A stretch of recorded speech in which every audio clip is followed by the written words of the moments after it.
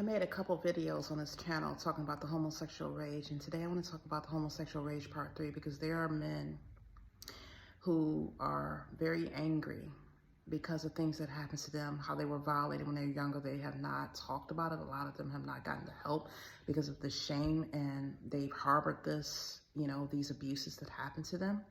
They've harbored this anger and this pain, and they've held on to it, and they have not gotten any release. And so they use this as an excuse and a justification to pass this off onto others. And it's not just men who are doing this. There are women who are doing this too, sexual predators. And we've gotten to a point where I want to emphasize and focus on children who are being abused because of this. There are people out here who, and I say men because it's predominantly happening with men, where they have been abused and they did not get the help they needed. And these men are walking around angry. A lot of them are angry at their own mothers because they blame the abuses on their moms, first of all, because a lot of them have grown up in single mother households. And of course, you look to a mom because your other parent is absent. You don't see the other parent around. So you're looking to that parent that is there. You're looking to the mother to care for you and to protect you. And that is what a parent is supposed to do.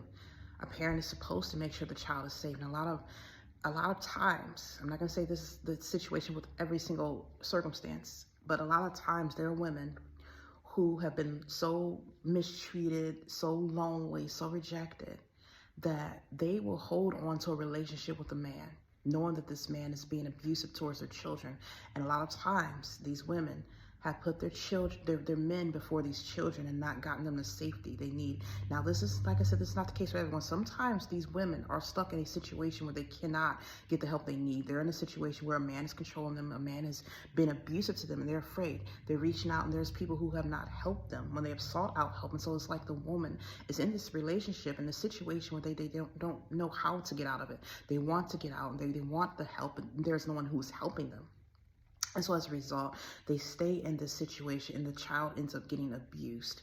And so a lot of these men grow up very angry, carrying and holding on to this burden because they have been emasculated and stripped of their virility. They have been stripped of their manhood. They have been abused. And a lot of these men will take this abuse and this anger that they're harboring on the inside, and they will pass it out onto other people, mainly their own children.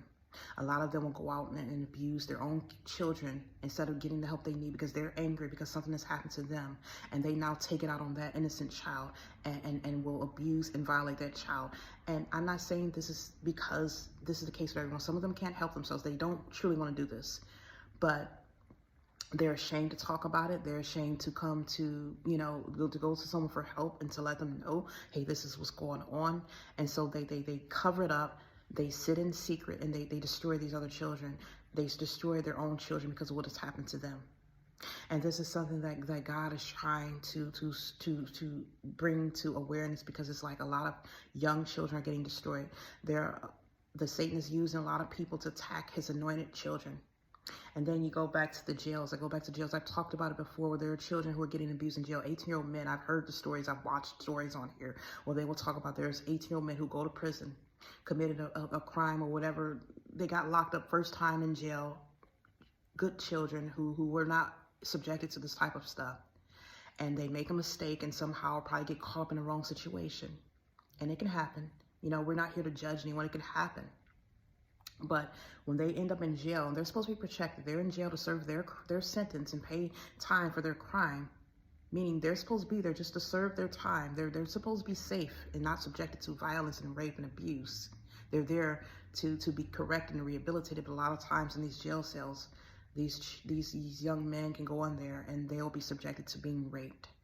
You have these predators in the prisons now who will get big on purpose, and they have these spirits inside of them because of things that were done to them and their children. And they will take these young men and they will go and violate them. And a lot of times these men will be subjected to this violent behavior, and they will continue to be violated repeatedly. And it's because these demons are inside these people. They're controlling because these people will not get help.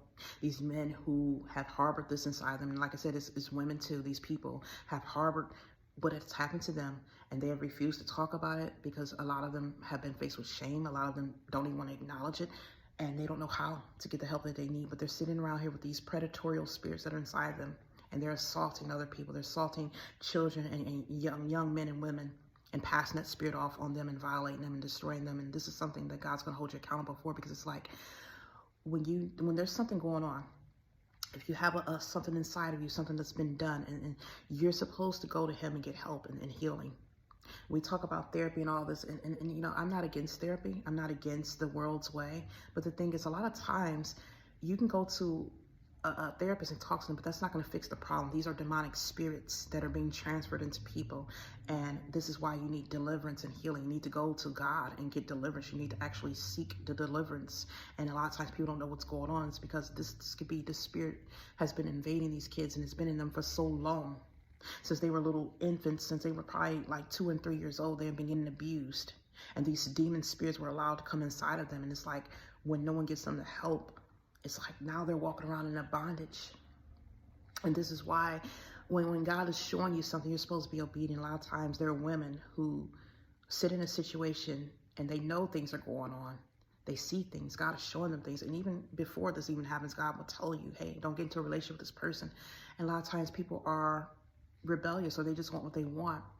They want what they want because, you know, they're following their flesh, and things might not just, you know, there's signs that this was not for them.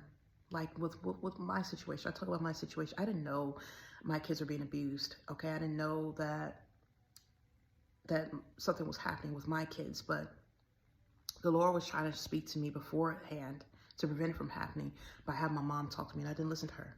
She just told me before, like, I don't trust him. You know, something's not right about him. And so I'm thinking, what is she talking about? Because my mom was suspicious of everybody.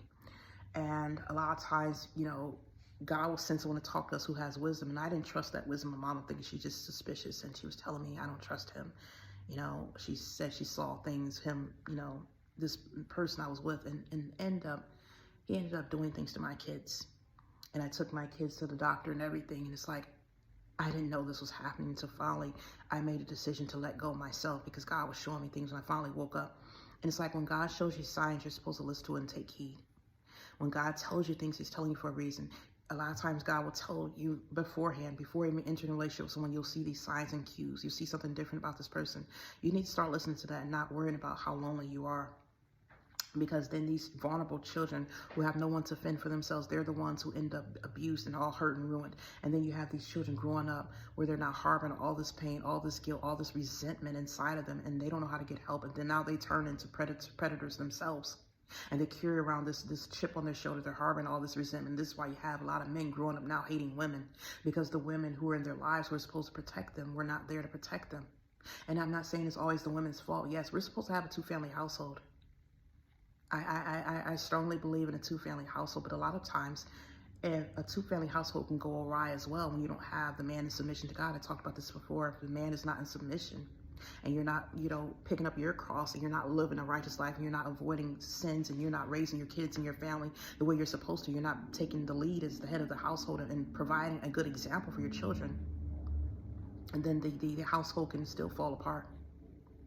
And it's like, when women go out and pick a man, you know, who's not right for them just because they don't want to be alone, this can happen. You could have this person causing problems to you and your children. And it's like, yeah, now that the man grows up upset, these young boys and a lot of times it's young men, because they look to their mothers who were in their lives, the sole providers, and they say, you didn't protect me. But they won't tell them that because they love their mom, but they'll hold this will be in their head. And whenever they see a woman, they'll think about, oh, how their mother did not protect them. And they'll project that anger onto the women that they have in their lives. And this is why a lot of men can't even have a healthy relationship with a woman, because they're still holding on to what the abuses that they face and how their mother did not protect them. And this is something where you need to go to God and get help and let go and start to forgive, because it's like, yes, some women, I say fully, if you stay with a man who's hurting your child and you have a way out of that situation, yes, that's wrong. You're not supposed to put, you know, your needs before your child. When you're in a situation where you have a kid now, you're supposed to do everything you can to protect your child.